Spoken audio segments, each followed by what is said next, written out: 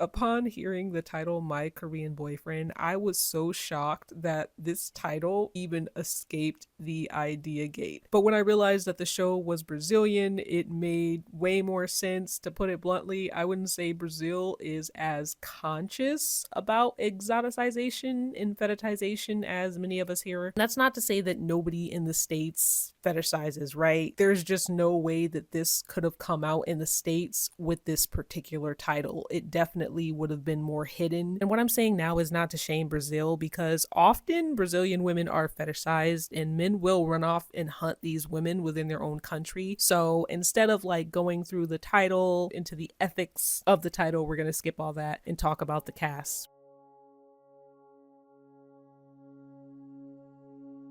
So I have so much to say about the women in this show. What I'm about to explain is overall a compliment, but I also think it works as a huge downside in the show. Firstly, the upbeat spirit of all the women is such a breath of fresh air. They're so lively and vivacious, and the energy that they create with each other is supportive, nurturing, beautiful. Like, there's no weird tension, at least yet. And every woman seems comfortable expressing their honest feelings in each other's presence. Like, this may not seem like a big deal, but when they're going back and forth and trying to articulate their feelings, making sense of their emotions, everyone has their ear open. They contribute what they can to the conversation and try their best to push each other in the right direction without talking down, belittling, or demeaning one another. It's like they give each other gentle pushes in the right direction rather than shoving. And coming from a culture where it's becoming normalized to disparage women for their poor decision making, it's refreshing to see a group of women remain a solid support system for everyone in their group, no matter what their individual problems are. It's lovely. It's humanizing. I love to see it. Now let's talk about the downside, because I think the openness that these women share also works as a downside when it comes to dealing with these men.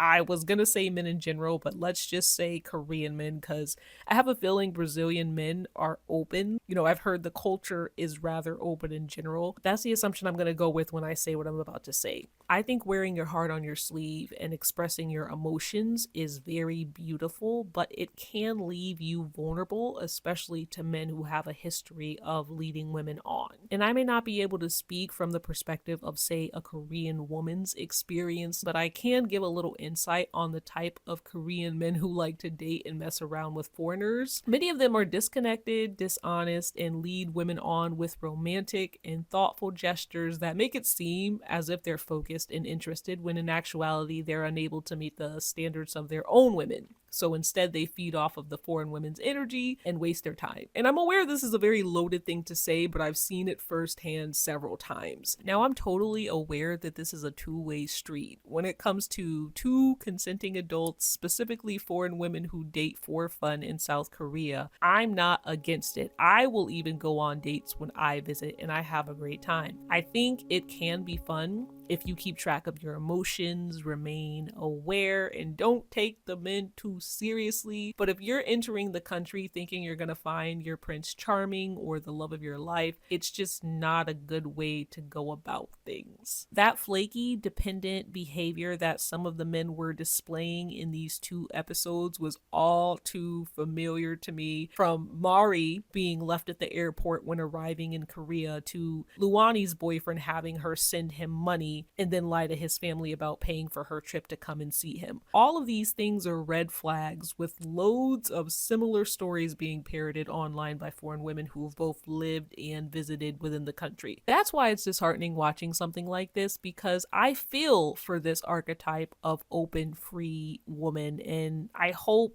that her emotions aren't just being invited onto a roller coaster to pass time. I don't know much about how Brazilian women tackle conflict, but I hope when the time comes they're able to cut ties when it's most needed. Like, Luani is already struggling a lot, and I'm praying I don't see her behaviors mirrored by any of the other ladies in the remainder of these episodes. With that being said, let's get started on my feelings for the individual girls.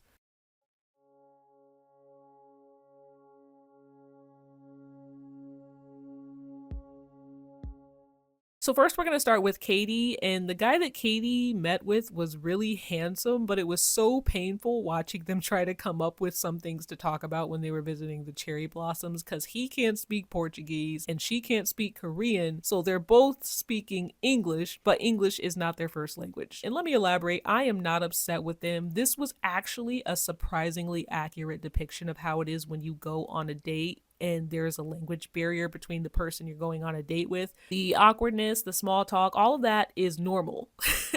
This is actually how it usually happens. But experiencing it in real life and watching it play out on TV are two different things. On one hand, I was happy the show was showing like the raw awkwardness of trying to communicate through a language barrier when you're meeting somebody that you like, right? But on the other hand, I had to take breaks and like pause because of the secondhand embarrassment. I don't see anything happening between Katie and the man that she likes. Honestly, I was hoping she would find another guy to interact with, but we'll have to wait and see. I've only watched 2 episodes. Maybe the guy will turn out to be able to connect with her a little bit better than the first couple of episodes. Now, this is Mari, and upon hearing Mari's story about being left at the airport, I was like, girl, you were way too gorgeous. Don't you know somewhere in this world you are someone's literal dream woman? Her having to have anxiety about whether this man was actually going to show up had me heated. And when they finally met, she was like giddy over the flower that he gave her, and I was like, yeah, you bastard, because you know you were damn wrong for leaving her at the airport like that. And you know what pissed me off more? I actually think he's extremely attractive. Like, he's got a baby face, like an innocent baby face going on. He's a looker, but he better not continue to be a flake, or I swear to God, that's all I'm gonna say for him. Literally, she could be someone's dream woman. Like, I just, ugh.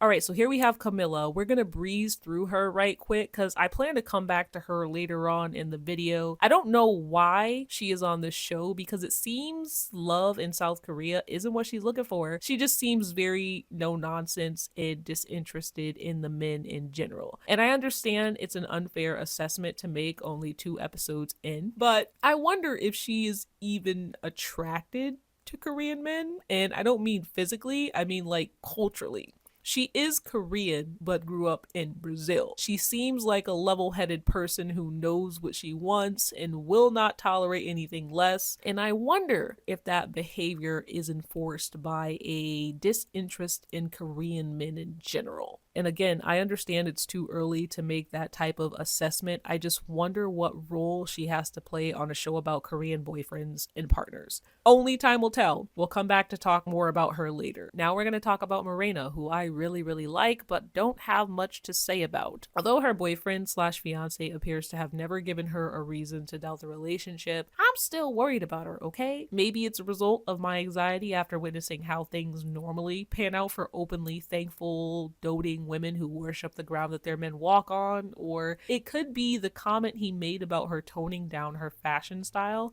in front of his parents. I'm worried about his cultural differences constricting core parts of who she is. I do understand that marriage often involves compromise, especially intercultural marriages, but a woman's style is a very personal thing. There's just a slight lean in the direction of trying to take the Brazilian out of a Brazilian woman. That just makes no sense to me. Like, just go be with a conservative person.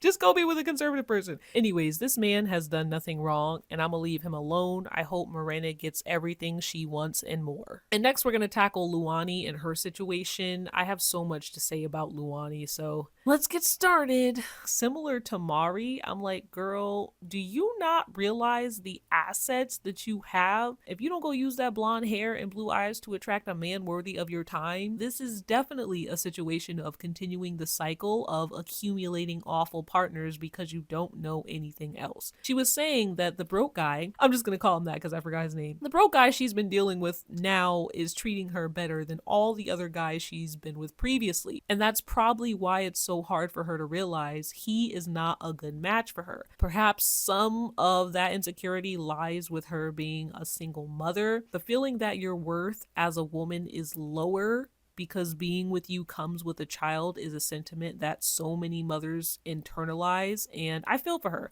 I'm not saying that's her exact problem, but I'm saying it could be a contributing factor. I just think because of how Korean society feels about single mothers, this contributes to a situation that probably already doesn't make her feel that great. And don't even get me started on her having financially supported this man, giving him money.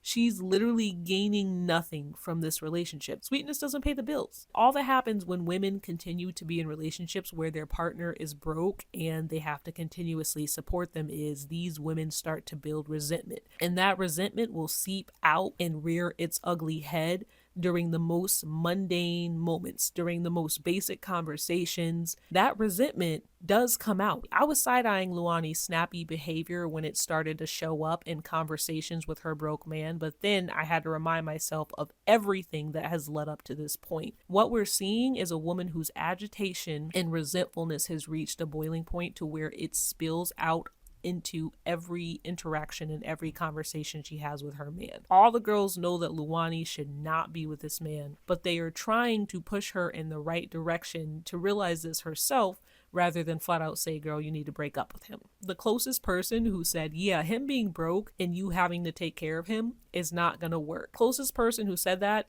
was Camilla, which leads me to my next section. Honestly, I like all the girls, but Camilla has to be my favorite of the cast. And I usually have a love-hate relationship with no-nonsense, serious types, right? But there was one specific interaction that sealed the deal with me liking Camilla, and it was when the house hosted a get-together on the roof. So Luani and her broke man started going back and forth because of a comment that he made about Brazilian women. Camilla, being fluent in Korean, stepped in to explain to Luani's broke man the disconnect that they were experiencing and that what he said sounded more offensive in English. And even after he got angry and left, which I can understand why he left because Camilla was talking down to him, Camilla still explained that the fault did not lie in what he said.